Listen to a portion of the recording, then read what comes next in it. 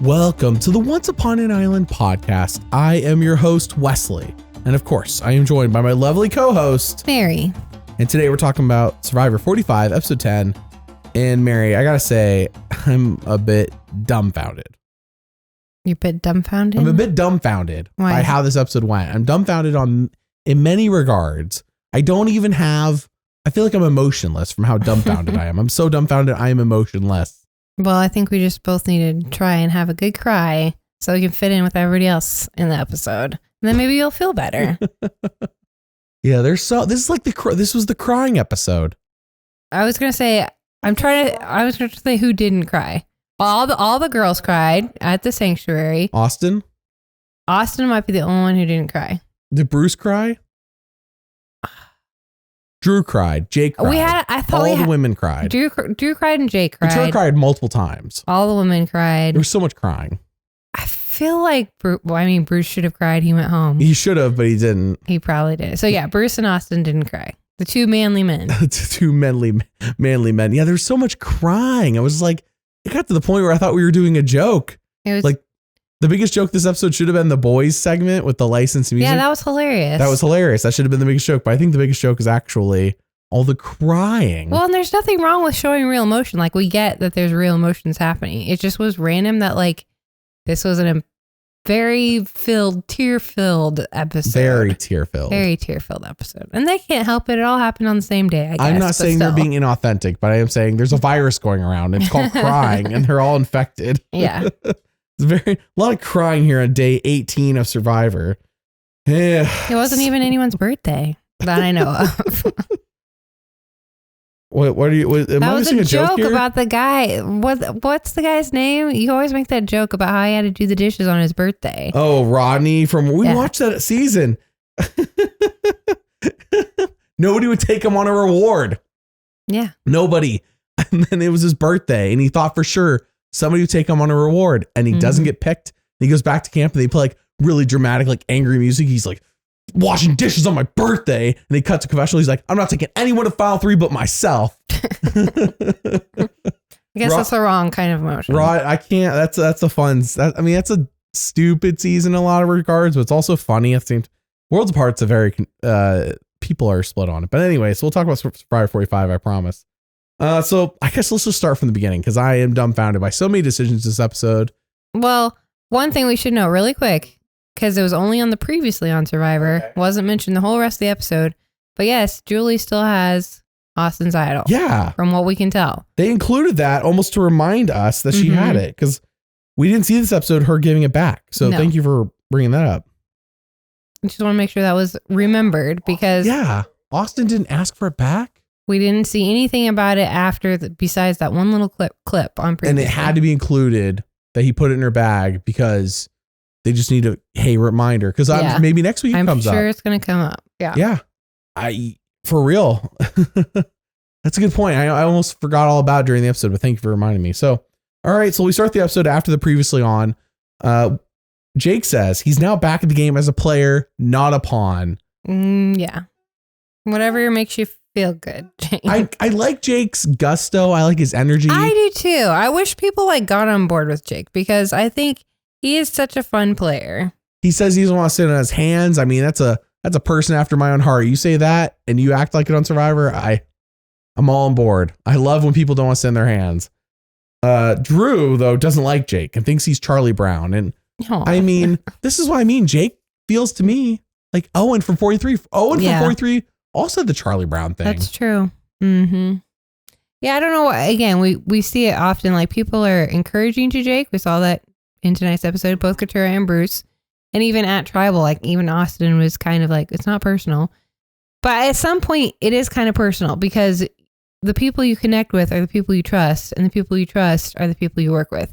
So nobody's connecting with Jake on a personal level, and therefore he's not being... Who's he aligned with, really? Right. He hasn't, and that's what Bruce said. You have no alliances, and that's why you're on the outs. Bruce knew he could tell Jake something, and Jake was going to go snitch and leak it. Yeah. So obviously they're not...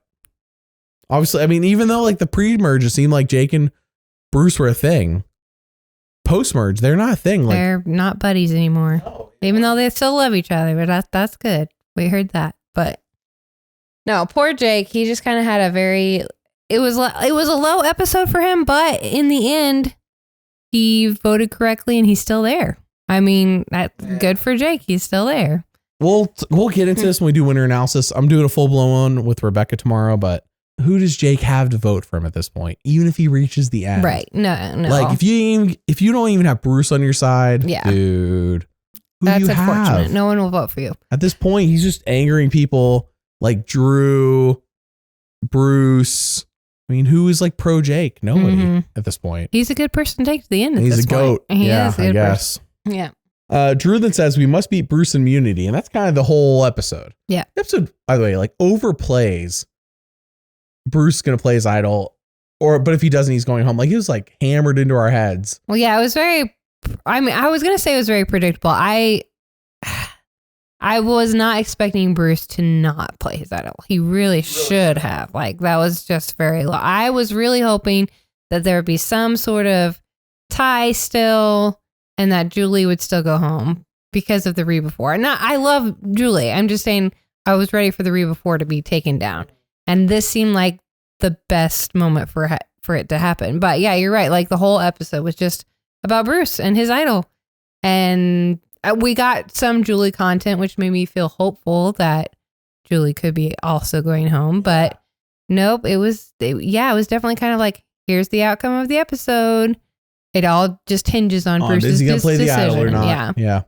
So, I mean, interesting, I guess, because what else, like, how else can you spin it when the whole tribe is like, that's all the conversations that are about. So, like, Bruce only went one, I think, tribal council this whole season without immunity around his neck, and that he survived. I think that was the Caleb vote off. Yeah. Other than that, he's had immunity, or his tribe won immunity. So Bruce's game wasn't very good, despite how far he made it. No. Yeah. He was not going to win if he reached the end, which is why I'm surprised people are so hung up on let's get Bruce out. Bruce and Jake are goats. Well, yes. And I think that people are just mainly annoyed by him and want him out. You bring him to the end. And he had an idol. And Jake to the end, what are they going to do? You're going to win. So let me just clarify. Austin still has an idol. He has an idol. And Julie has an idol. So Reba 4 have 2 idols. That's correct. Okay. The group has 2 idols. The group has 2 I feel idols. like them reminding us that Julie has it is important. And yes, jumping ahead, but next time on Survivor, Julie said she's going to go rogue. Yeah, so we'll see. I mean, so she's not, but next time on Survivor this week was Drew versus Jake, and sure, it was in the show, but it wasn't clearly really tonight Drew. was not Drew versus Jake in that sense. Yeah, exactly. So it's always next time on Survivor is always a if it's talking about somebody going, they're not going. We've talked about this every season. If you have an idol and you're playing the game, for those who might get cast on 47-48, if you get on 47-48 or whatever season, if everybody knows you have an idol and you don't have immunity around your neck, play the idol. Yes. Because you're a huge target. The reason Austin gets away with it is because his alliance keeps it to him. Like, who else knows Austin has the idol? Right. Just the Reba 4. And we don't see anyone else talk about it. Yeah. So as far as we know, it's just his alliance. So he's okay. But Bruce is not in a Reba 4 alliance. He should have played his idol. Right. Exactly. This is a huge mistake. Huge. Jake should have gone tonight. I mean, this should have been a 4-4 vote, but we'll talk about that. Yes. It should have been a Reba tonight. But yes, we can get there when we get there. Yes. Because, I mean, for real, here's how this should have gone. Obviously, if Katurah, Jake, Emily, and Bruce could just like think logically, they all should have voted together against Reba, the strong alliance who's running everything. Reba always going to vote for whoever unless they force split their votes. And Reba should have gone tonight. It should have been that easy. Right. It should have been that easy. Have Bruce play his idol to save himself. And it should have been Reba tonight. Well, I agree with you. And the whole episode, that's what I was thinking. I was thinking Emily is missing out on a big opportunity here. But I did have a thought about that. And we can talk about it more in winter analysis if you'd like. But my initial thought is, does Emily know about the other 2 idols? And not that it necessarily really matters, but I don't think anyone knows outside of Reba that Austin had 2. Right. Yes. I think Emily's mindset at this point is she's been working with Drew and Austin, and she knows at some point the Reba 4 has to turn, and she wants to be that extra vote to turn against them. So she's going to stick with them until the split, and then she's going to be the swing vote. So she feels like she's already in a really good position. Why switch with people you haven't been working with, who can't work together at all, as we see even tonight, and risk being on the bottom of that 4? So the longer I think about it, the more it does make sense. But at the same time, I just think it was a missed opportunity, and because 3 before is so powerful, and it's kind of scary how powerful they are. So it could have been a missed opportunity. Scary if you're not in the re before, right? Yeah. But I do get Emily's logic, and I'm pretty sure that's how it's going to play out for her in the end. I mean, I'm high on Emily. We all know this. She's been like number 1 for however long now, and now number 2 last week. But still, as I said, like, and I still stand by that this week. Not spoil winner analysis, but at the moment, I'm still 1A, 1B. I mean, technically number 1D, number 2 Emily. I think that's where I'm gonna land on.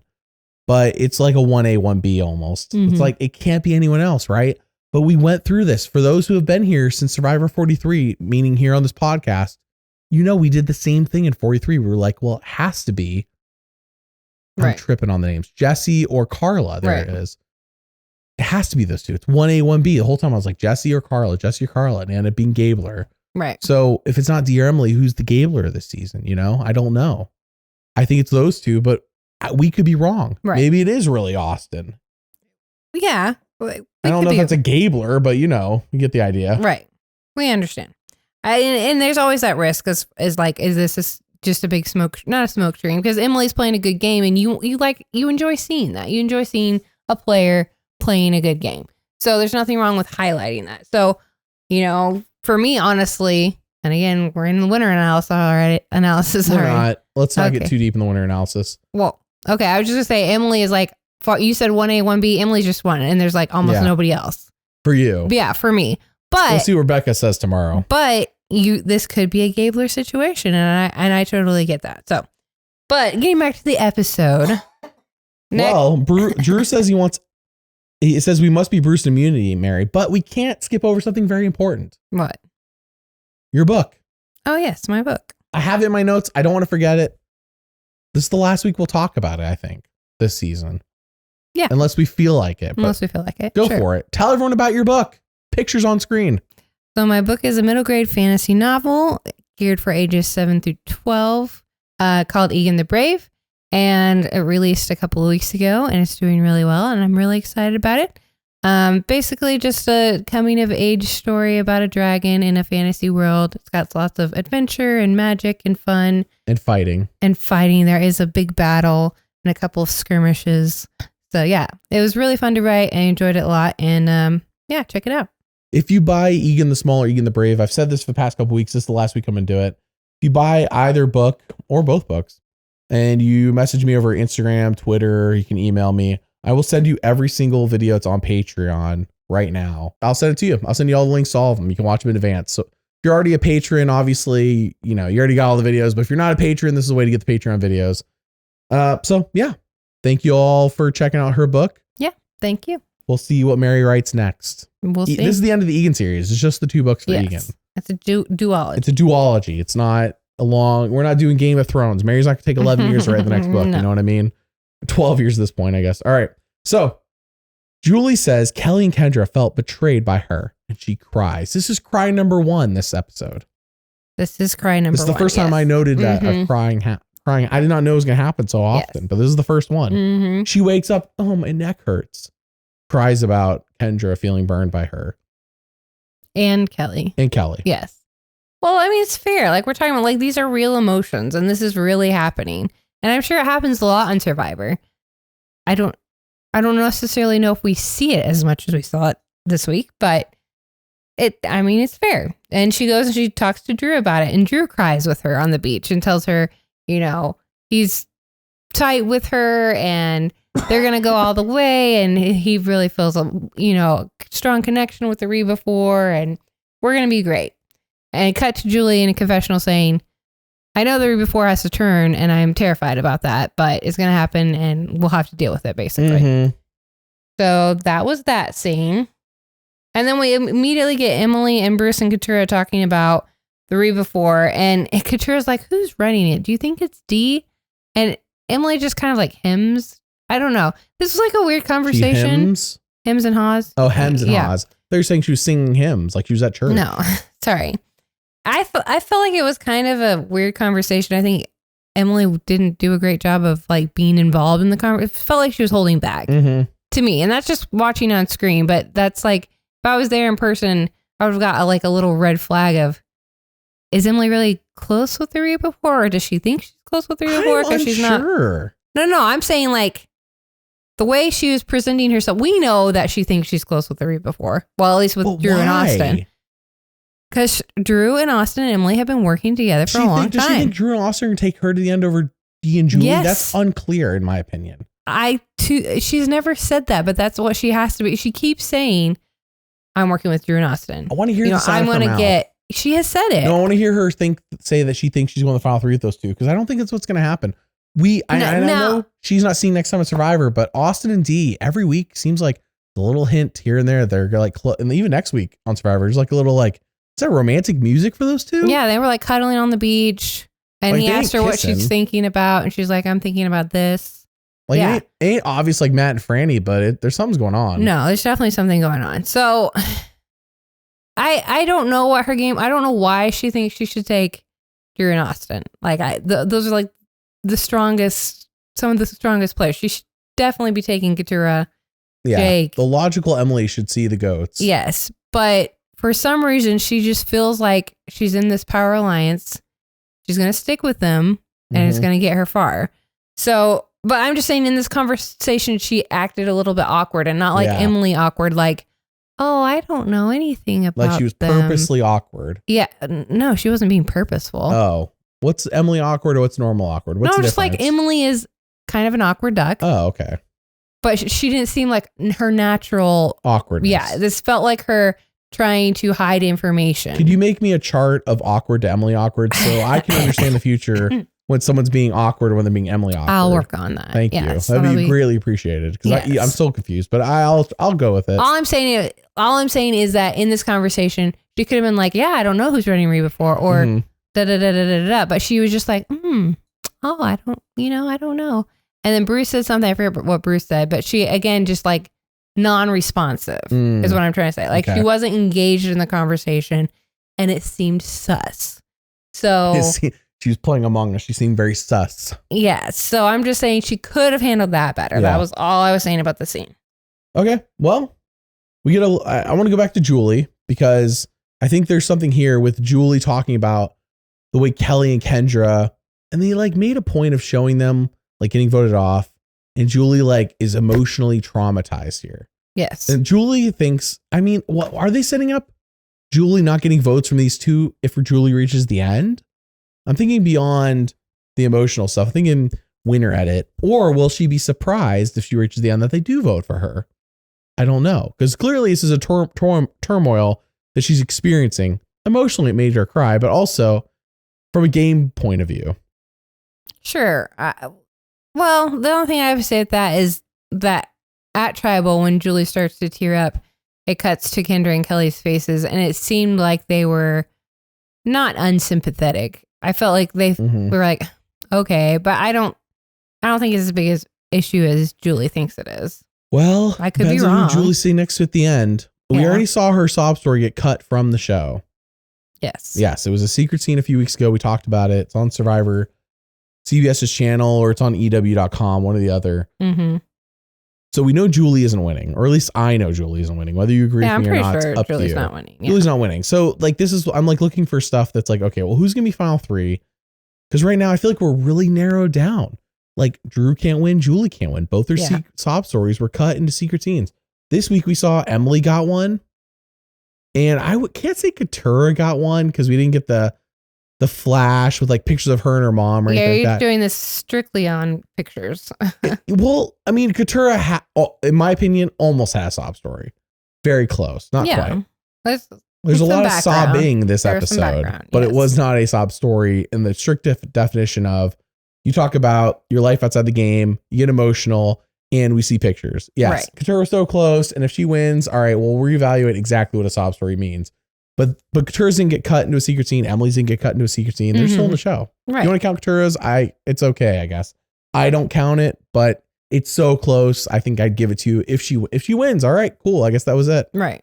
You know, but like Drew and Julie's were cut. They were cut. Where's Austin's? I don't know. We haven't had an Austin one that I know of.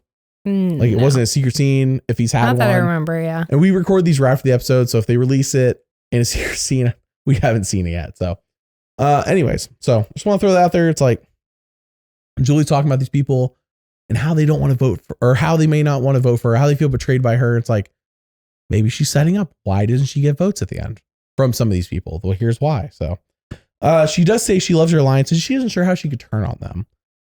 Yeah, but go ahead. I thought she said, but it's going to have to happen. It's going to be really hard. She said that, you know. Oh, like she knows. But why does it eventually have to happen? That's my question. Well, because there's no final four.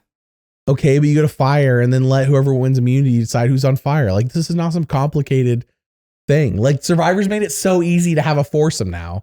Used to be a final two and you had to cut each other's throats. Yeah. Now it's like, all right, let's all be friends and hold hands and go to final four together. Like the Survivor keeps expanding the boundaries and it makes it easier. It's like, what? You don't have to turn on each other. Just go to fire and then let whoever wins immunity decide who's going to do fire. It's that simple. Sure, but you know what I mean? It might still feel like a betrayal to get picked for fire. I don't know, because you're still picking one person above the other. The way she's talking about it, she sounds like voting for each other. So before Final Four, maybe is the implication. Yeah.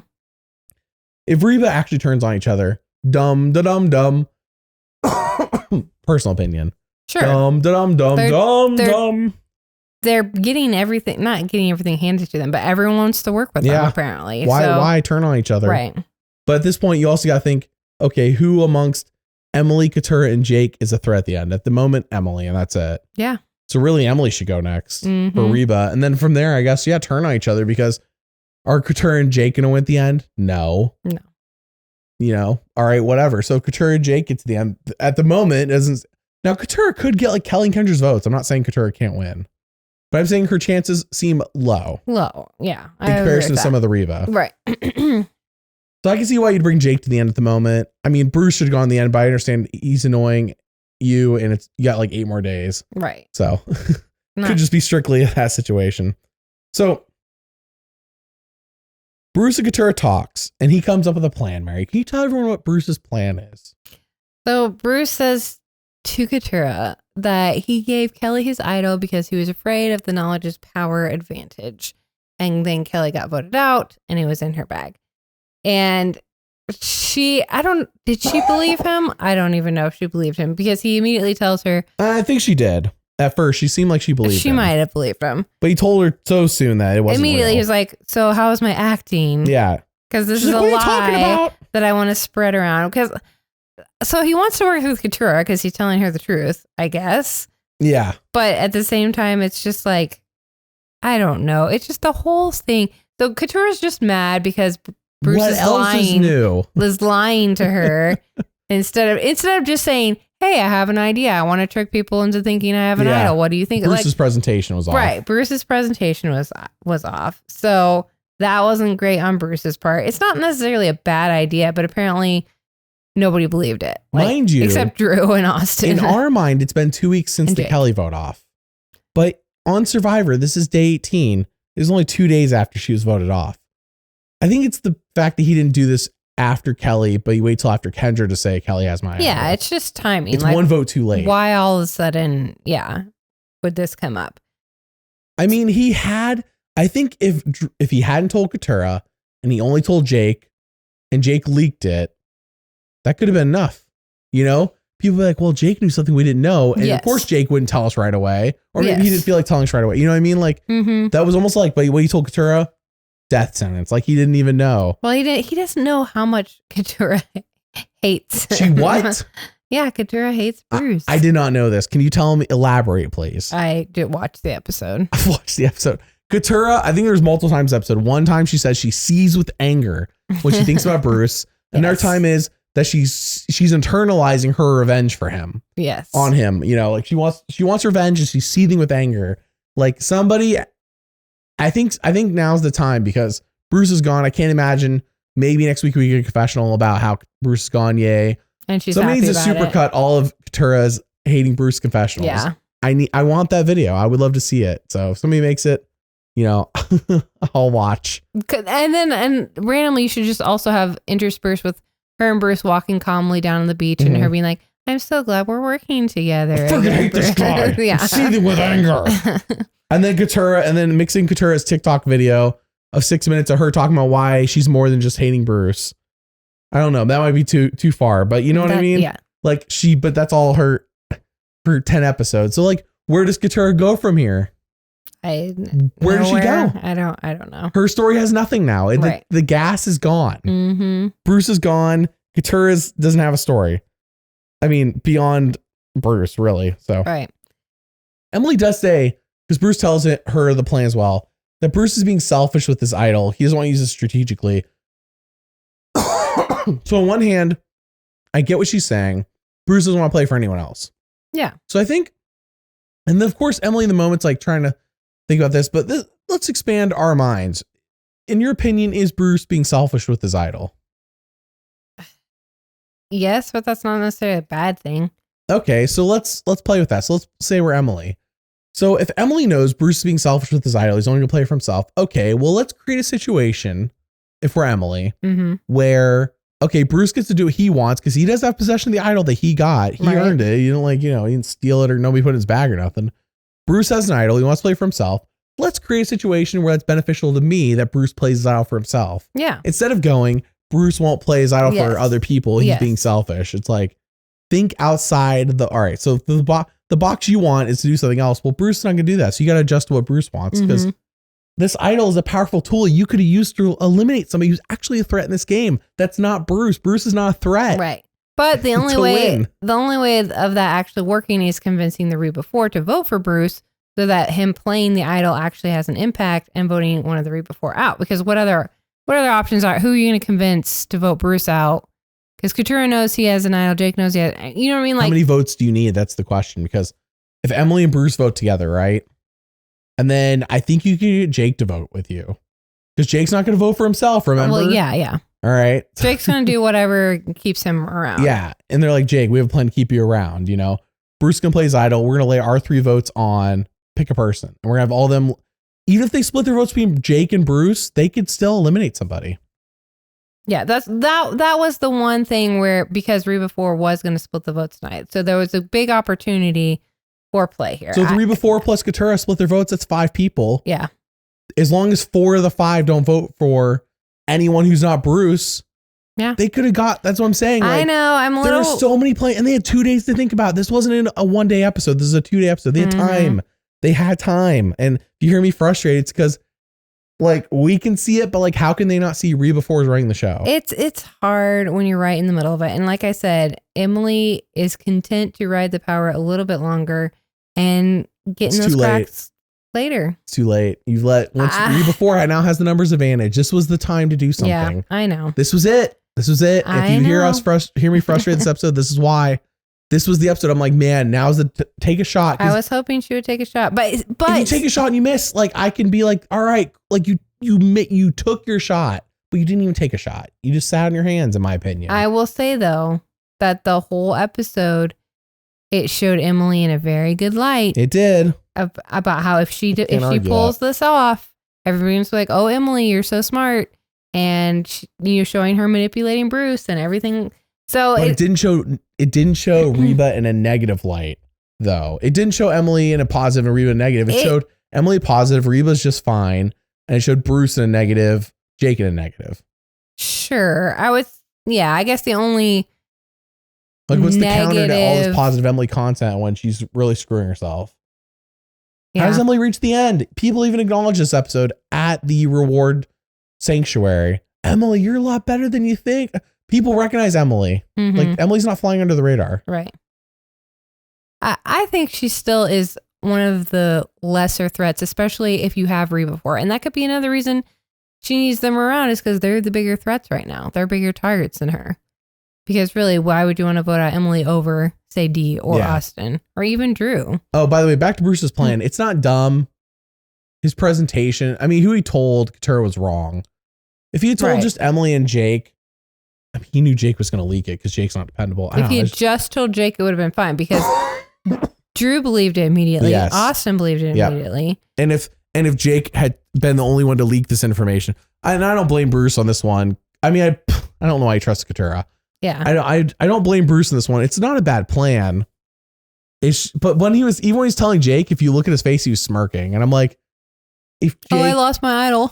yeah, like Bruce like had a smirk on his face and he's telling Jake thankfully didn't catch that. Not that it really mattered in the long run. Yeah. But Bruce's smirk, like, giveaway, man. Bruce is smirking. Bruce should be like, crap, I lost my idol, not smirking he lost his idol. Yeah. So anyways, it's time now, Mary, for the reward challenge. Yes. But first, board game time. Okay. This week is a user suggested, fan suggested. Somebody commented saying, hey, get this game. Play it. It's fun. Doomlings. You may have seen many advertisements for it, including Joel McHale from Community. I've seen ads with him advertising this game. It's apparently a big deal. I didn't know about it until somebody commented it. So, Mary, tell everyone what Doomlings is all about. So Doomlings is a card collection game. It's pretty simple and easy to learn. The whole goal of the game is to get as many points as you can using the little Doomling cards. They're little cute cards. I think the best thing about this was that the cards were so well made. I mean, they're really like thick and durable, and they've got like the nice. It's the only component of the game, so they had to go all out. Yeah, it's just cards, and but it's beautiful and really well made, and really fun and really easy. So how does it play, Mary? How does it play? So basically, there's rounds. You're trying to survive these catastrophes. Once you get to 3 catastrophes, the world's ended. Yeah. And your goal is to get as many points as possible. Your goal is to get as many points before the world ends. And you get the points by playing your little Doomling cards. And most of them have things like you could steal cards from other players or re-deal your cards, or each card has its own little. There is strategy, especially with the steal. I mean, there's so many cards that allow you to steal or to swap out cards or things like that. So, but it's also how can I stack certain cards to get more points? Mary crushed me. I did. She crushed me. It was very easy. It felt like you were seething with anger and wanted to exact your revenge on me. Nope. The way I you played. just had a good hand and I used it wisely. I would put down a card and I said Mary, and then Mary would immediately play something to steal my card. Yeah. Like, Mary, give me a break, bro. It was like a smackdown. Mary beat me like 56-28, something ridiculous like that. It wasn't even close. Ridiculous. It was fun. It was not fun. There was nothing fun about the smackdown you laid on me. Check it out, you guys. It's 2 to 6 players. Link in the description. The person who makes the game is a big fan of Survivor. I asked. I was like, hey, we would love to review this. And he's like, normally I would say no, because your channel's literally nothing about Doom, like games like this. But I'm a huge Survivor fan. So check it out. Link in the description. All right. Mary. Yes. So we got this reward challenge. Yes. But on the On Fire podcast with Jeff Probst this past week, he said that he was thinking it would be fun if during the show, during the challenges specifically, if there was a QR code on screen that you could scan to do the puzzle at home. Mm-hmm. What do you think about this idea from Jeff? I think it's a good idea. I want to expand on that because I don't know if I want a QR code on screen because that just links to a website. I like the idea though. Here's Sure. how I think it could be better. You ready? Yes. Survivor could just make an app where instead of, sure, the QR code, but the QR code should just take you to download the app. Yeah. Instead of to a website. Mm-hmm. And in the app every week, they update with whatever puzzle or puzzles are in this week's episode, and then they could go back and add puzzles from past seasons. And you could literally just pick a season and pick the puzzle. Yeah, that'd so be you fun. could pick season 5 and pick the puzzle. If there, and you could misspell whatever road or whatever it was that Brian misspelled that season. Anyways, you could pick the season and pick whatever puzzles from that season. I think that'd be a really cool idea. It could be, they could put advertising in it for watch Survivor, go to Paramount Plus, all that other stuff. They get all their advertisements. That's how they keep it free. I think simple puzzle app with all the puzzles. Why not? Yeah, that's a good idea. I like Jeff's idea. I wasn't sure about the QR code being on screen. I was like, if it's to get the app, then sure. I still want to go to a website because we saw how game within a game worked. And it's like, as soon as the season was done, that website's gone. Right. There's no way to play game within a game anymore. So kind of sucked. I would love if they just did an app. a very simple app with all the puzzles from all the seasons. I think it'd be a cool idea.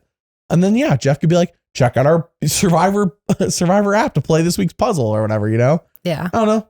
Comment below. Let me know what you guys think. I think it's a cool idea. If they do it, you don't even have to credit me. Not that they would anyways. All right. So, Mary, tell us about the reward challenge.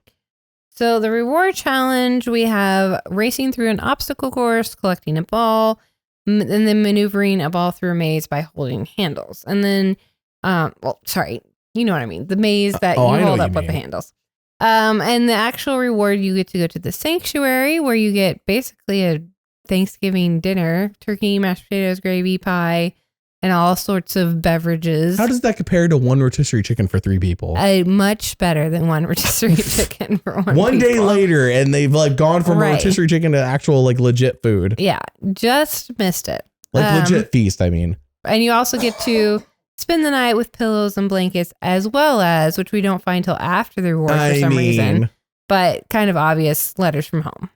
If you've watched one New Era season, you know that if there's an overnight sanctuary, you're getting letters / videos from home. Right. Whichever one it is. I think it's always been letters, but. Yeah, we haven't had videos in a long time. That's like old school. I forgot what they did in like 41 or 42 or whatever, but I know that for a fact, if you're staying overnight sanctuary, automatically letters from home. Yeah. Even I'm sure Jeff saying it though confirms what your suspicions, therefore makes you. People cried. People did. This is the second time tonight. That's true. Bruce and Austin may have cried in this part, but it wouldn't have been very much. It wouldn't have been the same. It's not the same. Yeah. But there's still lots of crying. There's still lots of crying. So crying commenced. This is a very somber episode for the crying. But anyway, so Emily wins. And she's like, holy crap. Like she like starts shaking. She starts crying. Fun. Yeah. I mean, that's cry number 3. Cry number 3. That's cry number 3 for the episode. Sure. Crying 1 was Julie. Crying 2 is a group. Crying 3 is Emily. Sure. No, I like this. Like, because Emily was saying how people were like, "Oh, Emily, if we win, we'll take you because we know you haven't been," and kind of like that's nice, but it's also demeaning because nobody really thought she could win or thinks she could win. Kind of like she's the weakest person, and just how she just felt so excited by being able to win it for herself. And I thought that was really cool. It was really cool. Emily wins, and she ends up taking Julie Katura, and I called it too. As soon as she picked Julie, I'm like, she's gonna pick D next. You said no. You were right. She picked Katura, but then she picked D. Yeah. She had to take half the group with her. It was a women's versus, and it was funny as she did because we got like a whole like segment out of this. Like, had she taken any of the guys, this would not have been. It wouldn't have been as fun. Yeah. No, apparently. No, I thought it was really funny. I liked it a lot. So yeah, they go to the feast and the women are like, "Oh, Emily, you really underestimate yourself. You're really cool and great and we love you." Mm-hmm. And Emily, like you remember 2 weeks ago, was being lambasted by her Lulu tribe, like 2 weeks in her life ago was being lambasted by the Lulu tribe as they self-destructed. So what a turn of events in only like 14, 15 days for Emily here. There was one little clip of Austin having a confessional saying, this could be really important because, there's nothing better than bonding over letters from home. And so it could be dangerous for the women to bond over letters from home.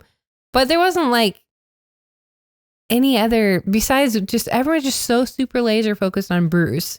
There was no like girls alliance again, I guess. Maybe that's what I'm getting at. But I don't know. I just was like, is that really important? Yeah, they're going to bond, but it's not going to matter. Anyway, sorry. But it just seemed random. Well, so let's try to keep it separate, girls and guys, because two totally different vibes. The girls get like their letters, and all 4 of them cry. Yes. It is the most emotional letters I've ever seen in my entire life, and I've seen every season. I've seen them all get letters. This had to be the most emotional for the group as a whole. Because every single one cried. All 4 is a 4. And not just crying. Like a tear up, but like a full cry.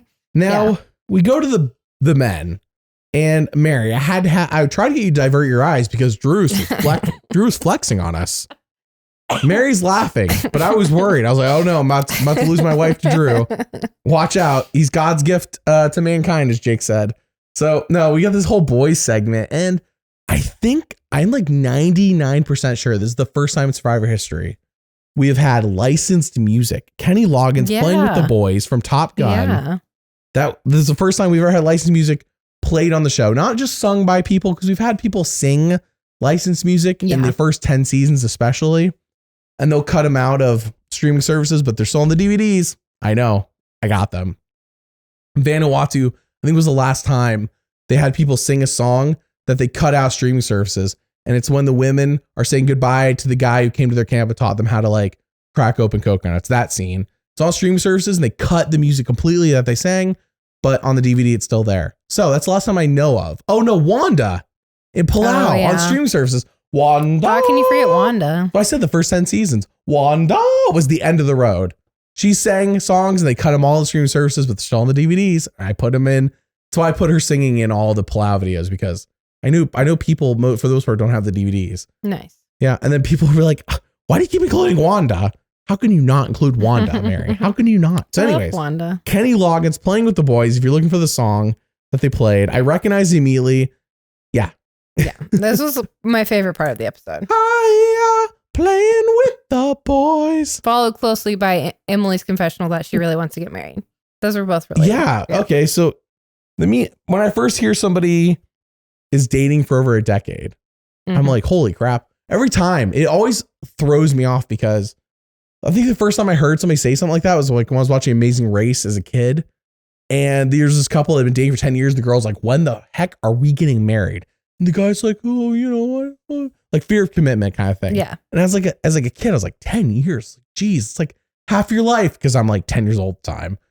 But now it's like, as an adult, I'm still like, what the heck, 10 years, make a decision. But it sounded like it wasn't that there's a fear of commitment. It was a fear of accepting the role of husband and wife. Labeling. The label and the expectations that come with that versus just like fear of commitment. It's not fear of commitment. It doesn't sound like. It sounds like a fear of the role. Right. So will Emily get married? That's the question. Yeah, that's what I want to know now. In the moment she said that, and she said it on TV, I'm hoping we'll get a follow-up on social media. I mean, I assume I haven't seen anything about her being engaged. She just posts memes of her where she's on the show and it says financial analyst Emily Flippin. So we'll see if we get any sort of update after this episode. I want to know. I'm very interested. It was so cute and sweet. Anyways. Yeah, I wonder, because now she's gonna see it and her boyfriend's gonna see it, and we'll spark the conversation. She mentioned something before he saw it on TV, because that would be. Well, if she wins the $1 million, that's a nice chunk of change to start your marriage off with. That's all I'm saying. That is true. Yeah. But back to the men fest. Yes. I laughed a lot the boys during this segment. Yeah. It was very funny. Drew's like, oh, what do you guys think about? He's like making an awkward conversation. And Austin's like, bacon's overrated. Yes. Jake's like, I'm going to be the first to fart. Did he say that? Yeah, he's like, I'm going to be the first to fart. I've been holding it 18 days. I'm going to be the first to fart. Right. They talked about farting and bacon and burping and doing manly things. For women who wonder, when guys are by themselves, we don't usually talk about farting. It just kind of happens, I'm gonna let you know, Mary, in case you're wondering, when guys are by themselves. I mean, I have brothers, but you do. But you, if you're there, guys are not by themselves, Mary. Talking about when guys are by themselves. Okay. No women around. No women allowed. I play Age of Empires 4, apparently. I found this out recently. I didn't even know I liked the game. I got it. Now all the guys are playing Age of Empires 4 in my group. Yep. That's your bro thing. That's our bro thing. I'm glad. Next time I'm on, I'm going to ask everybody, are you farting? I need to know. Yes. It's important for me to know this. Please have that conversation. And ask about bacon, which I disagree with Austin. Bacon is all of that. I mean, it's pretty good. I do think it's overrated in the sense that people act like it's the greatest food ever. And I don't think it's the greatest food ever. It's the greatest food ever. You think it's the greatest food ever. That is true. Anytime we go to like a Wendy's or something like that. Yeah, bacon cheeseburger. Mary gets bacon. I don't care. So you'd think it's the best. I don't think it's the best. I mean, it's second to chocolate and a few other things, but it's pretty good. Mary loves dark chocolate. I think pizza's the best food. It's not even close. No. Get out of here. Get out of here. Hanging with the boys. Oh no, it's playing with the boys. In the boys segment. In the boys segment, we get like pretty much equal content of the boys talking and doing stuff or whatever. But then we get an extended segment of Austin fishing and feeling like just so at home and feeling like he's just providing and being a man and fishing and yada, yada, yada. So again, more Austin content, which I did think was noteworthy. Storytelling wise, though, Strategically, the women are shown to be on top of this game. Katurah tells everyone, hey, Bruce's bullcrap story. yeah. The women are like, ha ha ha ha, Bruce, we're going to take advantage of him. Yes. Then we come over to the guys, and Jake's like, hey, guess what? Bruce got an idol. Or Bruce is giving Kelly his idol. And Drew's like, no way. He tells Austin, I was like, no way. So it's like shown the contrast after we get playing with the boys. We get a contrast of the women in charge and the men are a woman's winning this game, Mary. Well, that's what Emily said. Oh no, Emily says that, but I agree. A woman's winning this game. I agree. Could it be Julie? Could it be? I just can't see Katurah pulling this off. It can't be Julie. Julie has the cut secret scene. We know it's. So it has to be Katurah, Emily, or Dee. It can't be anyone else. It cannot be Katurah. It obviously can't be Jake.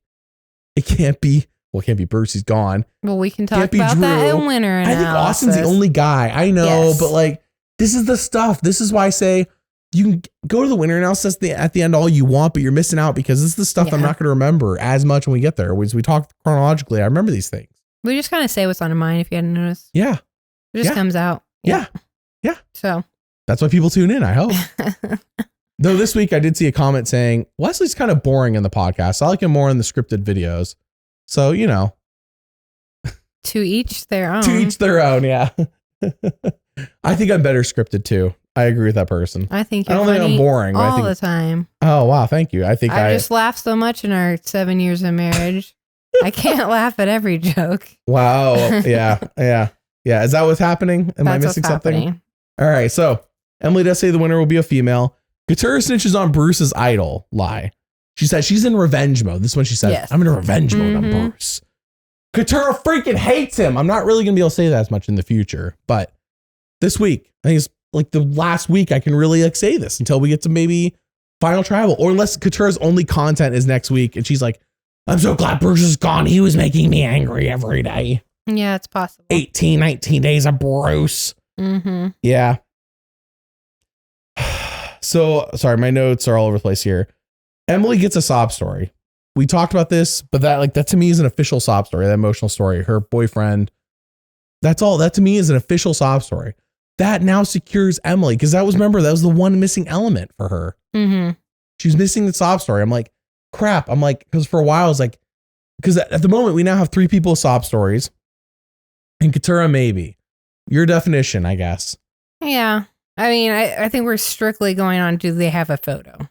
Do they have photos? Yeah, you have to have that little weird edit goes back to photos. Emotional tug. Katurah's was so close. It was very close. So close. Very close. Not quite, in my opinion. But we have Dee, Jake, and Emily. And Katurah has half a sob story, I'll call it.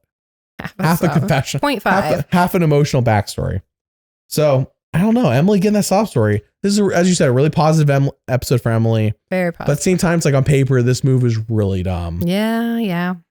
We'll get there. So we go back to camp, and Emily tells Jake that Drew wants him out. And by the way, the idol thing is fake. Yes. And Jake's like blown away on both accounts. This was like a big blow for Jake, and I did feel so bad for him. This is why he's crying. Bruce has lied to him. Drew's lying to him. You know, is Emily possibly lying to him? It's just so much. And you get so... Who can you trust? Right. It's just like overwhelming. So I totally get it. But like Bruce tries to trust him and then Jake turns on him. And so it's like Jake's part of the problem. Well, yeah. But if he hadn't, then he could have possibly gone home. Like Jake made the smart decision tonight, despite all the emotions. He went with what was right. But yeah, it's just a lot. I think the smartest decision would have been to... playing with the boys. Hey. There's Mary pretending to laugh at a joke. I was going to say, so do you think Emily did the right thing by like going behind everybody's back and telling everybody everything? No, we talked about this. The best decision tonight would have been for her, Bruce, and Jake to get together and make Reba split their votes, and then they vote for whoever they wanted out. Sure. That would have been the best decision. Besides that, I'm just saying like, the spilling of secrets. No. Usually that doesn't work, but it seemed to work for her tonight. Okay, it's so short term. It's so short term. It's so short term. This is such a positive episode. It almost feels like Emily's downfall's next episode. Like, this is our last bastion of goodness of Emily, and she's gone. Like, you know what I mean? Like, there's too much. It's too much. It's too much. Emily needed to be more under the radar this episode for me to be like, Emily's fine. This is too much. It's too early for this kind of like over the top. As Edgic would say, I think it's OTTP, over the top positive, something like that. It's ridiculous. And there's still episode 11, 12 in the finale. It's too early for this. Yeah. Without some sort of downfall. I'm still holding out hope. I'm not saying she gets voted off for sure, but I am saying something negative has to happen now. You're probably right. Unless Emily's pulling a Tony Vlachos and runs this game, but I doubt that. I really don't see anyone else pull. Like, that was such a unique situation when Winners at War. Yeah. Yeah. I was going to say about her spilling the tea with everybody. I think that in one sense it worked really well with Jake because first of all, she got Jake to vote the way she wanted him to. And also she did solidify some trust with him because she was the only person telling him the truth at this point. And he thought he was playing with the boys. That's what he thought he was doing, but it turns out he was not. He was not. And I think it worked with Drew because she's if her in-game goal is to work with Drew and take Drew to the end, then being honest and, you know, giving him all the information she can is the correct move too. So I don't know. I didn't think it was necessarily a bad move by her to kind of blow everyone's secrets up in tonight's episode. But I was just curious. It's so short term. It could definitely backfire. It's so short term. It's just not long term thinking. Long term would have been taking a shot at Reba, and she didn't do it because she thinks Drew and Austin are gonna take her, and she probably doesn't even know Drew, like Austin and Dee have like feelings for each other, and don't blame her on that one. You think that's just going over her head? I mean, everyone's there all together. Yeah, but Dee and it's not like a Matt for anything where it's like they're not being obvious about it. Yeah, no. Yeah. They're being smart about it. And the fact that Kendra noticed, but like it's nothing serious enough where it's like, okay, well, these two are like, it's not like Rob and Amber, you know, or Matt and Franny, where it's like, it's so obvious and obviously they're not going to vote for, you know, I don't know. It's just, and also how much time has she had to process this happening? 5 days. Sure. Caleb got voted off on day 14. We're on day 19. She hasn't had a ton of time to process. That's true. To be fair, what else are they doing out there? So she, at the same time, she's had a ton of time to process while also having no time to process. Like 5 days in our lives, not 5 days in Survivor. Pick a side. I'm just talking it through because I'm trying to rationalize why you wouldn't turn on Reba. She talked about it. It's like Emily's doing so much doublespeak tonight. We're definitely going to have a big cry about this afterwards. Yes, Mary and I will have big cries. So much crying this episode. All right. So Jake and Drew have that feud that they teased in the next time on Survivor. Oh, yeah. It was so childish. I mean, like, it was nothing. Drew's like, why are you targeting me? And Jake's like, why are you targeting me? And Drew's like, what do you mean? Like, playing dumb. And Jake's like, this conversation's done. And then Drew's like, what do you mean this conversation's done? Or Jake, whatever. Play a somber version of, playing with the boys in the background behind this conversation. It's a lot funnier. Yeah. A very somber version of it. Almost acoustic, maybe. Like, as the conversation ends, playing with the boys. I'm sorry, I can't sing, you guys. It's a personal problem. That's pretty funny. All right, so we're going to the immunity challenge. Unless you got something else before it. No. While Jeff's explaining this challenge, by the way, before Mary goes into this, there is Winners at War music playing, and I always love when they pull this music out and they play it. It's the only time this season that I know they've played it, but the Winners at War music, oh, it's so good. Okay, go ahead. Tell me about this challenge. That's new, by the way. I think it's new. I've never seen this before. It did look very new. And I was going to say my first note is that all the contestants like step onto the thing and they look, their faces are like, what is this? Yeah, like, what am I supposed to do with this? They looked a little bit afraid, besides Katurah just being afraid. But so the whole challenge is to hold yourself on a steep ramp over water. And you start out with big handholds, and every 5 minutes you move down to smaller handholds, and that's it. The closest comparison to this would be in Survivor Fiji, the infamous challenge where Dreams won immunity over Yowman and then didn't give Yowman the immunity. This was the challenge. But in that one, it was they were on a thing and water was dumping down their back. And I think over the course of the challenge, like Jeff would crank the thing that they're laying against, and it would get less lenient, I guess, to get more 90-degree angle is the best way to think about it. The most apt comparison I think to this challenge is a much simpler, much cheaper version of that. It worked effectively though once Jeff said you can't use your feet to help yourself stay up. Yes. Yeah. Yeah. Everything was all fine and dandy until he said that. And man, Bruce almost had this again. He did. So when he dropped, I said, is he just dropping because he knows he has the idol and he's trying not to keep a target? Because it felt like he had it. I don't know. It just felt like he just let go. But at the same time, I don't blame him. He did his best. He got second.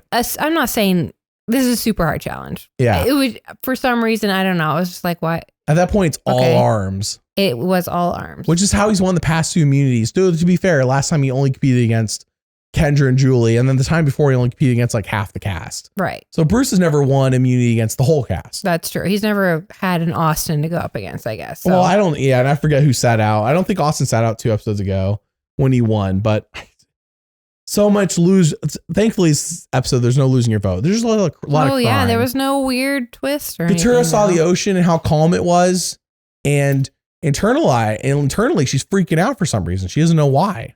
Well, okay, so this happens when you have a panic attack. Yeah. It's just like rationality goes out the window and it's just pure adrenaline and emotion. There's like 50 cameras right there. Jeff's right there. There's a platform. There's the thing you're going to be leaning against, and there's a very calm ocean. This is not like that crazy ocean we got last season or 2 seasons ago when they were doing Last Gasp and it kept going over them the whole time. That I would like if I was doing Last Gasp where you're facing up against the grate and it's the water's going over. Yeah, that is intense. Yes. Yeah. This so calm, and she cries.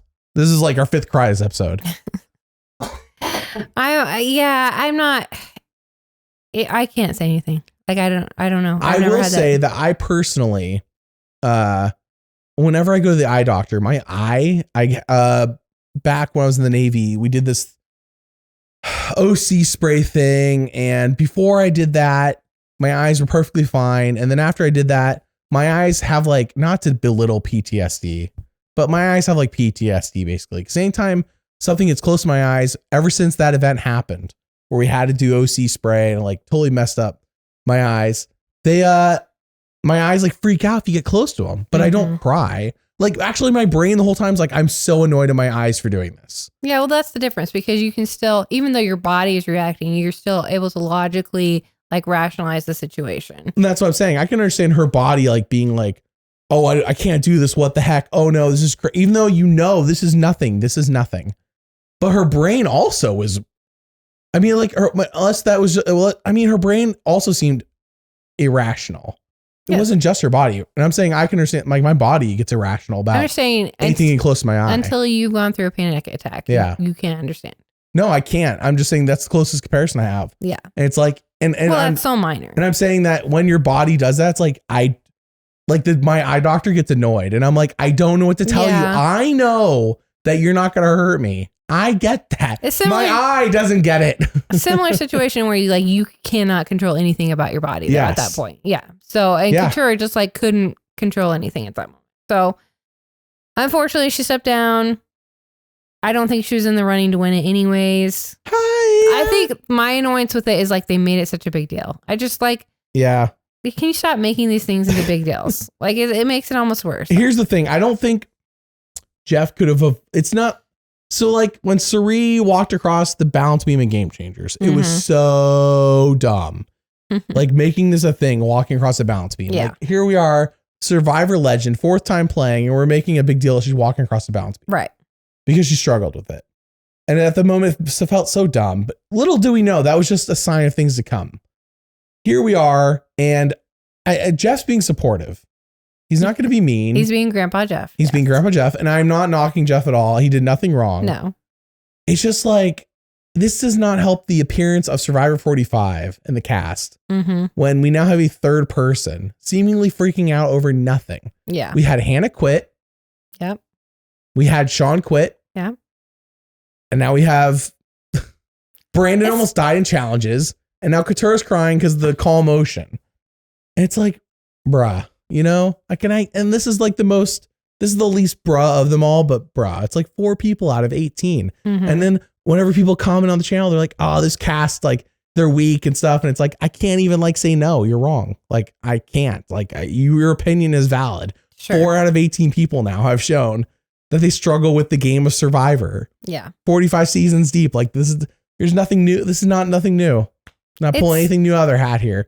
Guatemala, you had to walk for 24 hours to get to your camp. Yeah, a 24-hour hike. Bobby John literally like was on the brink of death.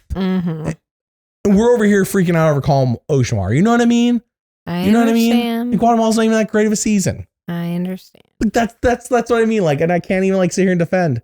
And then Adam gets blasted on the On Fire podcast with Jeff multiple weeks. And the 3 people he put in, like none of them are quitting or freaking out over calm water. True. Anyways, that's my rant. True. It's just like, ugh. So that's enough time to talk about that.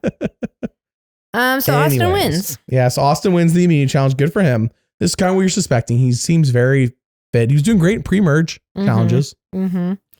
Interestingly enough, the first confessional we have after getting back to campus is Bruce saying, I'm going to be fine because I'm going to play my idol tonight. Oh, they overplayed this, and Bruce overplayed this. I know. He's like, I might as well because everybody knows about it. Yes. That's the correct call, Bruce. It was just like so. That was the right call. So dumb. That was the right call. Yeah. He had it. This whole episode was crying and dumb. Yeah. Dumb and crying. This is the dumbest and cryingest episode of the whole season. Dumb strategically, crying for everybody, basically. Right. I mean, really the only thing else we have to talk about is like, surprisingly, Couture is the one that says, hey, as much as I want to get Bruce out, I think we should try and target Julie and the Rue before. And Emily's like, yeah, that's a great idea. And she's lying to her. Well, yeah. She's lying to her. She did come clean to Couture. She's like, I do think we should get Mama Julie out, but not yet. I think because Couture voted Bruce tonight. And anyway, so Couture says you can't go to the end with Julie, Emily. She'll win. Right. You can't. Everybody loves a mama. Yes. Couture had a good episode, like just logically as far as like put emotions aside and vote on the actual threat. But then when your alliance says, no, let's go this way, you know, being willing to swing and go with, of course, it was what she wanted originally was to get Bruce out anyways. But I don't know. I was just, as we've expressed, frustrated. Couture's wrong, though. People do not respect the mom in the final 3. If you're known as mama, whatever, you don't get respect in final 3.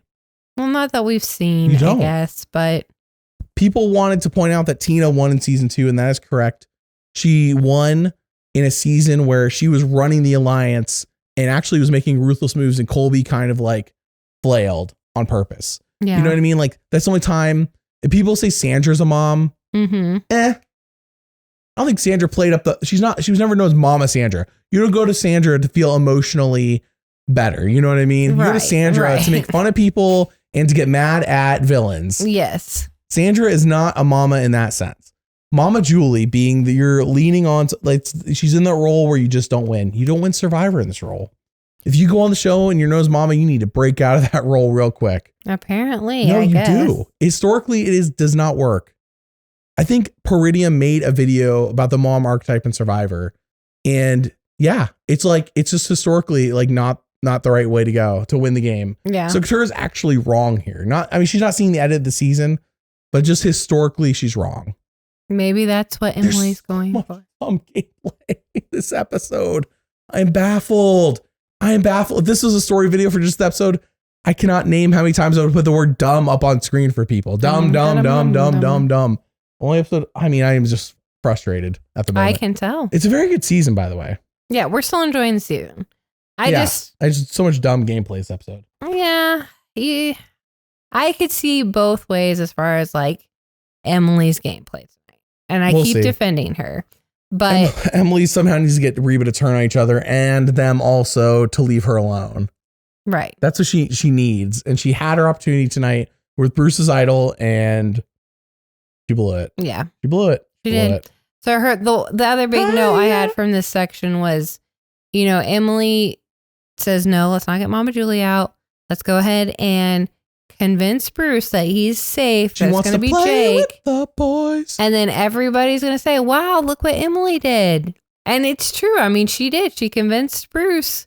And it was her. We didn't see any other conversations of anyone else talking to Bruce about this. It was solely Emily who convinced Bruce that it was going to be Jake tonight. Yeah. And Bruce ended up going home. And I think people even like I'll have to go down. When Emily talks to Couture says inside him seething with anger for Bruce. Yeah. Sorry. Seething with anger. Jake turns and tells Emily, well done at Tribal. She hates him. So it should be obvious that this was Emily's, move. I don't know. It just seemed like maybe if it worked out for Emily, it was what she wanted and what she wanted happened, which is always a positive if you're playing. in Survivor. But yeah, I don't know. It is just kind of frustrating that you don't see the fact that the Reba 4 need to be broken up. Emily wants to vote out the boys. That's what she wanted to do tonight. Couldn't understand your enunciation. I was saying she wanted to vote out the boys. Oh, gotcha. I was changing the words, but I'm not a good singer. Mm-hmm. I'm no J Maya. Yeah. I'm not. Nor am I Sifu with my guitar. All right. So Emily does appeal to Bruce's ego. And it's like, if it wasn't in the context of getting Bruce out, I would be like, yay, Emily, what a great move. That's exactly what you need to do when somebody has an ego. They don't recognize it. Sure. And you can take advantage of it. Like, she played him skillfully. But she played him to get him out, which is the wrong move. She should have played him to get out a Reba member. Yes. I agree. Jake asked Bruce why he lied to him about the idol. Bruce tells him, it's a game. Bruce, by the way, totally wrong here. Bruce played this wrong. What should he have said? Bruce played this all wrong with Jake. And then Jake goes and cries. And I think this is our last cry of the episode, but this is like cry number 6 or 7. Mm-hmm. I lost count. There's too many. I mean, all the women cried. I don't know if you count them all individually when they got their letters and did sob stories. Like, I don't know. I don't know the count. We need we got a confessional counter. Where's the crying counter? Are we up to double digits technically? I have no idea. Let me know. Usually an episode comes with 1 cry. Everybody knows the rules, but in this case we got 10. So anyways, all right. So Bruce is encouraging to Jake. Couture is encouraging to Jake. Yeah. We go to tribal council. Jake feels dumb, he tells Jeff. Yeah. And it's actually endearing to the jury. Yes. Oh, everybody, feels bad for Jake. Which I would too, because at this point, the jury's also on the outs of the rest of the group. They've been backstabbed by everybody else. They all felt dumb. Yeah. So they're connecting with Jake. So this is actually a good moment for Jake. Anytime you can connect with the jury is great, but it still doesn't bode well for him because he's not connected with the rest of his tribe who's going to keep him in or not, so. Yeah, I'm not sure if this gets the respect of the jury to vote for you over others, but man, if you went to the end with Couture and Bruce, you would win, Jake. Yeah. Too late. I agree. It's too late. Too late. Bello had to turn on each other. Yeah. But remember that time when he tried to get Couture to vote and make Austin flip and she didn't do it? That was a huge moment. That was the turning moment of his game. I told you. That was the turning moment of his game. Yep. There's no going back. That was it. That was the huge move and it failed. And they made it a big deal in the episode and here's why. Yep. Here we are. Bello has all flipped on each other. Yep. Self-destructing in front of her eyes. Self-destruction. I made a video recently called The Worst Tribe Collapse in Survivor History, and it still is. Galoo being up 8-4 at the merge is still worse, but this is pretty bad. Mm-hmm. This collapse, Bello could have run this game, and they just decided to all turn each other. They did. So it's not the worst tribe collapse, but it's definitely a part with in Tocantins when it was JT, Steven, and Taj versus all of Timbira, and Timbira's let's just vote each other off. Tyson, Coach, Sierra, they all had beef with each other. Yeah. So instead of focusing on the smart moves, they just decide to be petty and vote each other off. And that's why it's such a good season. When you let emotions overtake your logic. Yeah, dictate what you're going to do in the game. Yeah. So I really don't have many notes on Tribal. Do you? I think I already said the one that was important, which was Jake looking at Emily and telling her good job. Yeah. Gameplay wise, not much in this Tribal tonight. Very. I'm used to the jury maybe having one whispered word here or there. It seems like we get a lot of jury content talking. I like it when they're just talking to themselves though. Well, yeah, they're not obviously they're not allowed to talk or interact with the cast at all, but they'll give them looks and stuff. So sometimes they do. Yeah, no, it's good. It's interesting. I'm enjoying it. I'm just saying I feel like we're getting a lot. So. Yeah, well, and I enjoy it because it gives us insight into what the jury's thinking, especially when we don't have Ponderosa videos and stuff. Well, I saw a Caleb Ponderosa video. Oh, I meant to save that. Let me make a note of saving that video. I did, but that wasn't really that was weird. That was just Caleb. It was just weird. This week. So it was when he first got there, but that should have been more content than that. So I don't know.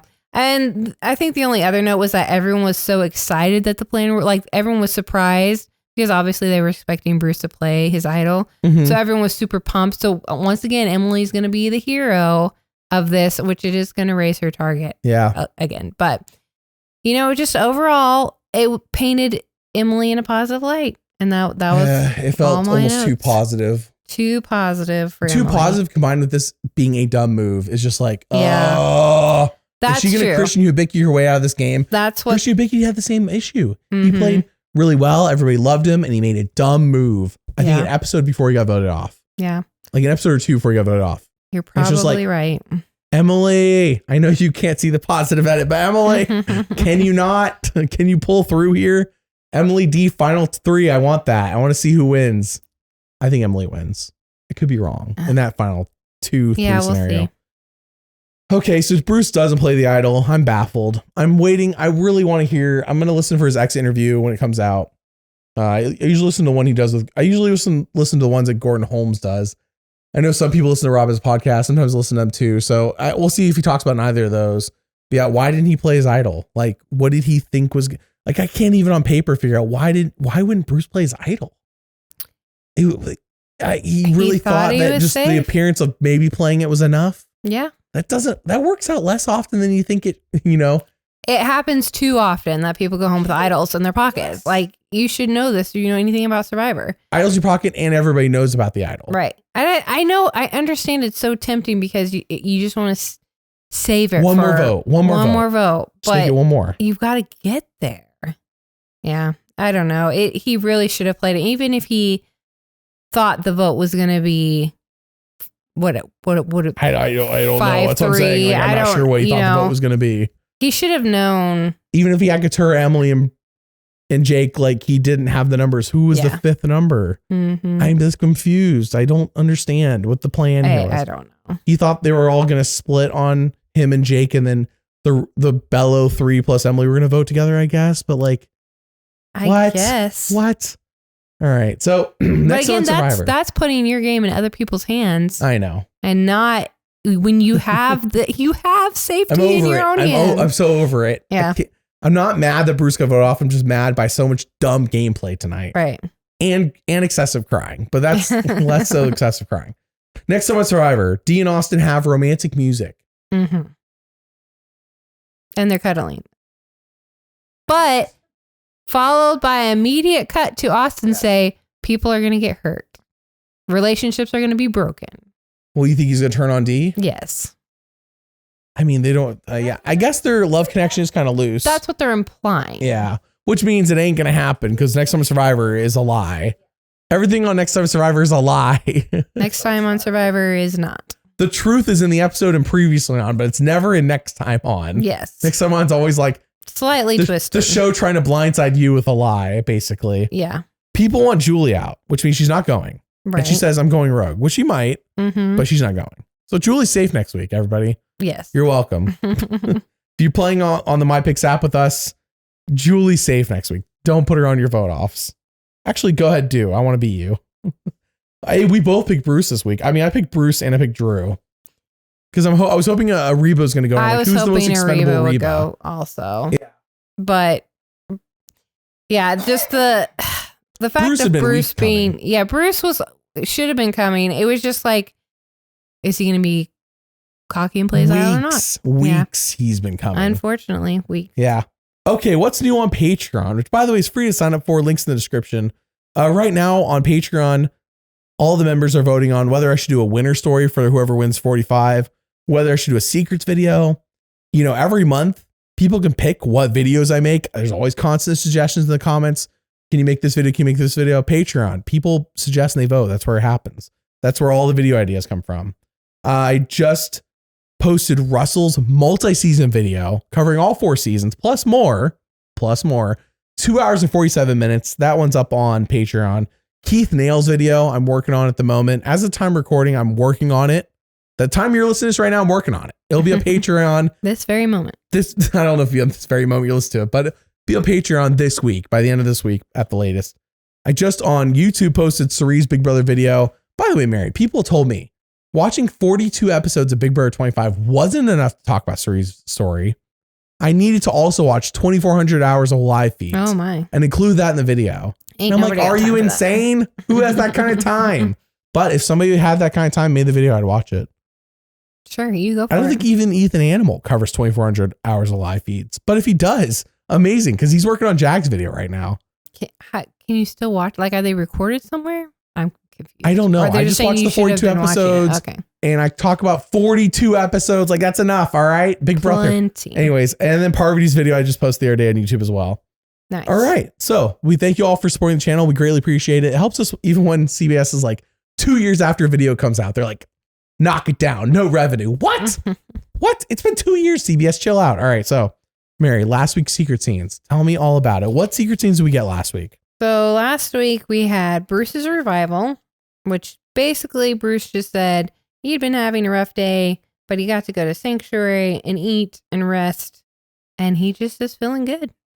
He talked to Julie and Kendra for a minute about how every morning, the whole time being there, he's just woken up being excited. Because last week was a very positive episode for Bruce before he went home this week. Like Emily, Right? oh no. Oh no, wait.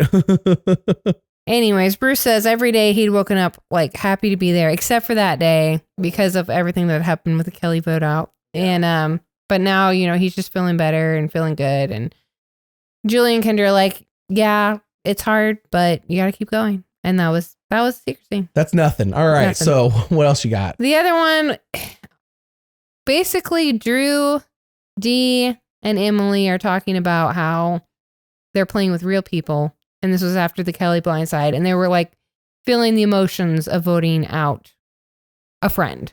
And They had crying in the secret scene? I don't remember crying. But basically, I think the interesting thing about this was Austin apologizes to Dee for taking out Kelly. And Dee says, don't apologize. This was the right move, even though it was emotional for her. So that was basically that. Secret scene. Not great necessarily for Dee because it's talked about how she made a smart decision over an emotional decision. And then the third one, this one was very weird to me. All it was them talking about day one of Survivor and how they felt. Yeah, they're like, I remember I saw this one. They're like, it's day 17. Let's reflect on day one. And it's like, I'm glad this was cut from the show. We're on the boat and we don't think it's real and it's just all goosebumps. And it's just like, okay, cool. We're on day 17 I'm now, glad they left that out because that would just give another reason for people to be like, this cast is weak. Yeah. It just wasn't very interesting. Yeah, more ammo to knock on the cast. What a great season, by the way. But man, does the cast not... I mean, sometimes just don't do themselves favors, But like, who's to say this doesn't happen every season and this is the only time they include it in a secret scene? Yeah. So, all right. Well, Mary, time for you to ask me a trivia question and hopefully... Stump me. Yes. So what do you have for me this week? What's the trivia question this week? Well, I feel like this is probably easy because you know so much about Survivor. So once again, I have two parts. So part number one, what Survivor player has had their torch snuffed the most times? Ozzy. Okay. And part number two, how many times? 5. Dang it. Okay, you're right. I was hoping that'd be a little bit harder. He never got snuffed to Cook Islands. He got snuffed once in Micronesia. He got snuffed 3 times in South Pacific, and he got snuffed once in Game Changers. Micronesia, I think it was at the final 10. South Pacific, the first time was on purpose. He's like, vote me out so I can go to Exile or go to Redemption Island so I can knock off Christine. Second time was he didn't want it to happen. It was just the freaking coach tribe was steamrolling. And then the third time he came back from Redemption and then lost on the very last final immunity and got voted off. And then in Game Changers, it was the last vote of the pre-merge. There you go. Okay, I'll work a little bit harder next time. I thought that one would be... I thought you'd have to at least think about it. No. Episode 11 and 13 are my trivia questions. So episode 12 is your last time to really you have some me once a season. That Tocantins question you gave me. Nice. Where you're like the what was the name or the words in the logo or whatever it was that turns out it was on Tocantins. They're all at the top. Mm-hmm. Yeah, you nailed me on that one. You got to go hard, Mary. I'll work hard. You got to think, why would Wesley possibly know this? That's the question. If you find a question that goes, you go, why would Wesley possibly know this? There you go. Okay, now it's time for TV ratings. And full disclosure, in between question of the week and TV ratings, we did stop the podcast recording and listen to Hiya, Playing with the Boys. I just want to be clear with everybody. And people think, is this a joke? No, we stopped. This is why we don't live record. There's times where we stop, take a bathroom break, times we stop and listen to Hiya. All right, so TV ratings, Mary. Last week was Thanksgiving. Huge hit to viewership. Though, as you'll see on screen for those who are watching on YouTube, it was a hit to everybody because even Celebrity Jeopardy, which is usually at like 4 point something million, only at 3 point something million. So last week, good. Survivor, good. Eat it, Celebrity Jeopardy. No, good. I'm glad people are like doing family things. Yeah. Not watching TV. I mean, we did family things on Thanksgiving, but not the night before. So 4.61 million. It was actually the second least viewed episode of the season, but again, Thanksgiving. Sure. So not a huge knock against it by any means. Survivor's doing well. It keeps dominating Wednesday nights. It'll be a real question will be next season when the scripted shows come back. Mm-hmm.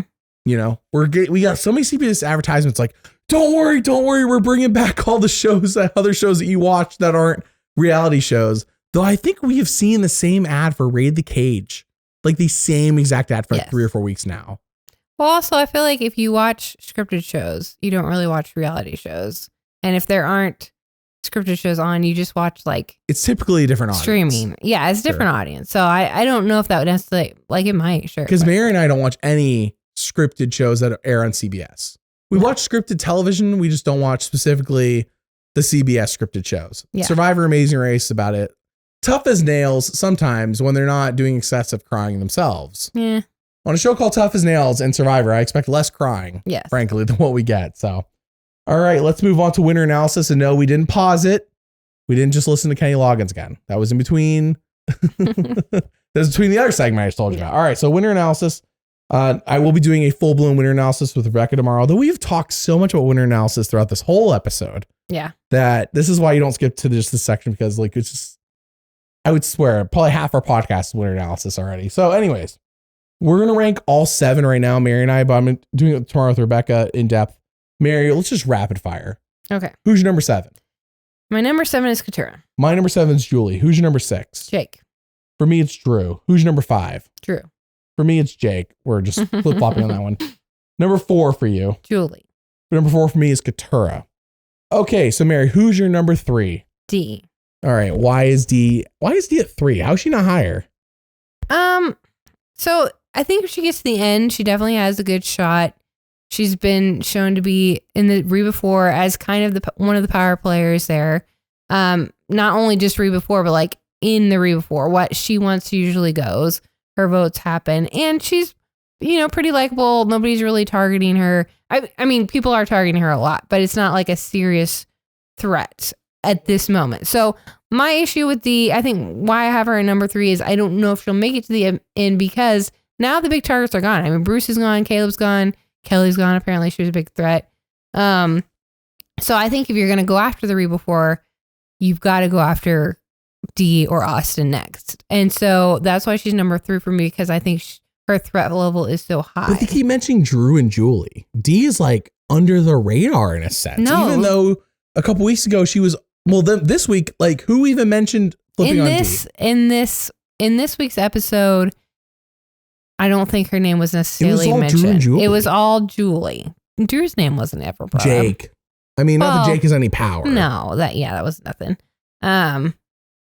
Yeah, so I think that she should be a target and she should be somebody that is looked at soon. And if, as I hope, Emily gets to the end, Emily's already targeted D a couple of times. It just hasn't happened yet. So let's talk about this real quick. I know I'm cutting you off, but I think we're number 3 for me is Austin. Number 2 is Emily. Number 1's D. Is yours D, Austin, then Emily?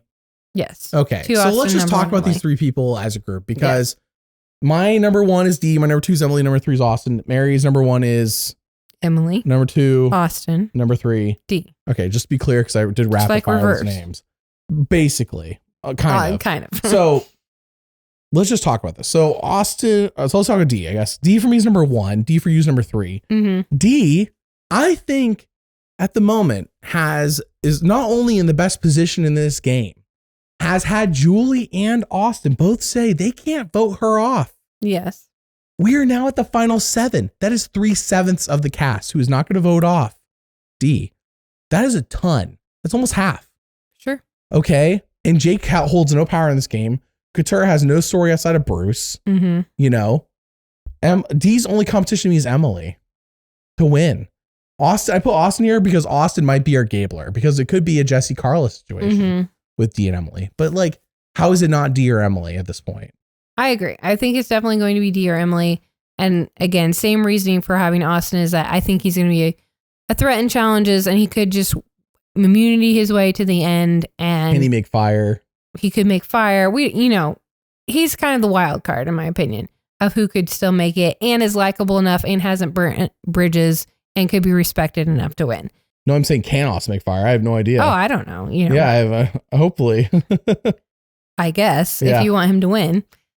But I don't know. I think just the way the editing has gone, and I take it as a positive. You take it as a negative for Emily as far as how much content she's been getting. Oh, no, just this episode is too positive for me. But she's had so many positive episodes. It felt like episodes. Bruce got so positive last week. And then Bruce look had at Bruce now. positive episode. No, okay, you did get one positive. Yeah, that was it. But besides that, Emily has been shown consistently to have positive. She's had growth. She's had strategy. She's had personal content. Dee, we have had personal content from her. We've had strategy from her, but she's definitely less. I think she's less in the edit than Emily is. Her negatives have been so small. Her negatives are very small, but so are Emily's negatives. Yeah. I just think that. I think Emily's too in our face, frankly. I think if Emily and Dee both are at the end, Emily wins because of her storyline. But if Dee makes it in without Emily, yes, she definitely could win. So we'll see. To me, it's definitely a toss-up between those two. I think I'm locking in this week. You're going to lock in with Dee? Well, I said last week, I'm like 99% sure. I think I have to. I don't have to. We're getting close. I think I'm locking in Dee, number one, for the win. Well, I'm locking in Emily. I hope my track record is so good outside of Gabler. Man, I got Gablered hard. I got Gablered hard. But episode 10 is usually, we talked about this, from 39 through 44, with the exception of Gabler. Like by episode 10, I have the winner locked in. And most of the time you're agreeing with me. Yeah, I'm disagreeing with you this time. No, that's okay. If Emily wins, like, great story. It'll be a good season. Awesome. I have her at number 2. As I said, it's almost like in a sense I want to do 1A, 1B. I know that shouldn't be allowed, and therefore I'm not allowing it. Yeah. But it's like in a sense like Emily and Dee. It's like I have to give Dee the edge though, because Dee is strategically in the best position. And I've seen multiple people say she can't go. And Julie and Drew aren't winning. Well, okay, so we've seen one episode where two people say, I'm not voting for Dee. And they still haven't brought it up since about how nobody's brought up. Julie and Drew are not sitting around going, I want to get Dee out. Things change all the time. Julie and Austin. All the time. And if you'll notice, I keep noticing this almost anytime the Dee Austin relationship comes up or something's hinted at it, we usually get a confessional of Austin saying, I'm going to turn on Reba. I've got to turn on Reba. It's a lot of talk. Sure, it's a lot of talk, but I'm just saying those could be definitely previews. I want to know why previously on Survivor reminded us that Julie had the idol this episode, because it didn't come up this episode. Are they going to remind us next episode? I feel like that's important. I feel like either A, honestly, I think A is absolutely happening. Austin's not getting the idol back. And also B, A is happening. Austin's not getting that idol back. It's now Julie's. B, is that idol the reason Austin goes? It could be. You know? That could be Julie going rogue and keeping the idol. Yeah, and knocking Austin off. And getting Austin. And Austin's a locked vote for D. Final 3. She reaches final 3. Austin's voting for D. Sure, maybe. He's not voting. I mean, maybe Drew. Okay. You assume a lot. I've watched enough Survivor. Yeah. I do this 5 days a week. Okay. I understand. Like, this is why when we watch Big Brother, I'm like baffled. I understand it's being edited live, but it's like baffling how like incoherent it could be. But I get it's also being edited like days after it happened. So where Survivor has had the knowledge of months and months what already happened, and they had time to produce the episode better and all that. So it's like Survivor's a lot more fun to watch in that sense. But it's also like it does make it a little bit more predictable because they do know what's going to happen. Whereas a show like Big Brother doesn't. So they're just taking shots in the dark. Maybe this will be important later down the line. I have no idea. Right. Survivor's very intentional. And intentionally, I think we only have Dee or Emily. And Austin is if Dee and Emily go, like a Jesse Carla situation. Right. You know? Jesse Carla went, it's like, crap, who's going to win now? Cassidy? No, Gabler. Gabler somehow. So, and by the way, I say Gabler somehow because that's how I felt in the moment. I made a video about Gabler's win. I know why Gabler won. It makes complete sense. But yeah, I can see Austin winning because who disrespects Austin? Well, and that's the cool thing about this game because who doesn't like Austin? Exactly. Yeah. That's why Austin's still in their top 3 for me because, like I said, he could win immunities and get there. But it's not like a Drew situation where if Drew gets to the end, I don't think he's going to be eloquent enough to convince the jury to vote for him. Drew can't win. His sob story was cut. Yeah, besides that. All right. But Austin is likable. You know, I feel like he could charm his way into the end and getting the $1 million because he's a charmer and he's got that personality. But again, that's why I do like Survivor. I mean, that's why we thought it was such fun when Gabler won because like you can't predict everyone's motives and how they're gonna view things. So like, sure, we can analyze all this all we want, but we don't see every single minute of every single day of these people's interactions with each other. This is why we like Survivor. It's unpredictable. You never know what might happen. That's all I was saying. Survivor is actually, maybe it's almost like, in a sense, while this is the best season in a while, and part of that is the longer edit also is like, they have to work harder now to cover up who the winner is. Mm-hmm. Yeah. You know? Because we do know more. Because 44, it was like plain as day because of the stupid Matt chat. And by the way, the Matt chat is like, if Emily doesn't win, Matt chat's dead. Yeah. And that's like, I haven't mentioned as much because it doesn't feel like it was so obvious. It had to be like Jam was so obvious. Mm-hmm. He wasn't being targeted. He was charismatic. He's the main character. Emily, I think, could be very well targeted. Right now she's knocking out people, but she's knocking out people who she needs to be working with. Jam wasn't knocking out people he's supposed to be working with. He stayed true to Carolyn and Carson. Those two were sucked him like glue smartly. Well, you could say the same thing of Emily. She's working with people she stayed loyal with the whole time. But these people are not taking Emily to the end. Okay. They just said today, Emily, you underestimate yourself. But what else has she got? She has nobody else. Like these are the people. Now she doesn't. These are the people she's been working with the longest. Bruce was willing to work with her. She never worked with Bello. Brother. I understand. I understand why this happened. I'm just saying. Ugh. I hope Emily wins. I hope Emily does something. But this whole episode, so many dumb moves. And people in the comments are going to disagree with me, and that's okay. Yeah. Just let you know, it's okay. You can disagree with me all you want. What else is new? But Dee's winning. Emily wins if she gets there. I'm struggling to see Emily's path to the final 3 at the moment. I really am. I think if Reba's smart, they'll drag Jake. They should drag Bruce. Yeah, they'll drag Jake and they'll knock out Emily and Katura. And it should be Reba 4 plus Jake, honestly. And the final 5. That's our finale episode should be the Reba 4 plus Jake. Like, who's going to vote for Jake? Jake's turn on his own alliance. If Bruce isn't even voting for Jake, at the end, take Jake with you. Jake has no power in this game. It's like, what is that? 2 towers. You have no power here. That's Jake. Jake has no power here. You like that? Yes. I don't even like that movie. I like the other 2 movies in that trilogy. Yes, I know. Yep. I have heard. You're welcome. All right. Well, that's it for this week's winner analysis. I will be doing a full blown with Rebecca tomorrow, who will probably have a lot of different opinions. I think Rebecca has D or Emily number 1. So she probably agrees on that. Maybe. We'll see. We'll see if Rebecca agrees with you or I. Okay. Probably you. What else is new? All right. So let's move on to your all's questions every week on YouTube after the episode's done. Ask for your all's questions. And I say all this because it's always when I'm pulling up the questions. All right. So the first question is, Mary, do you think Katura will stop hating Bruce now?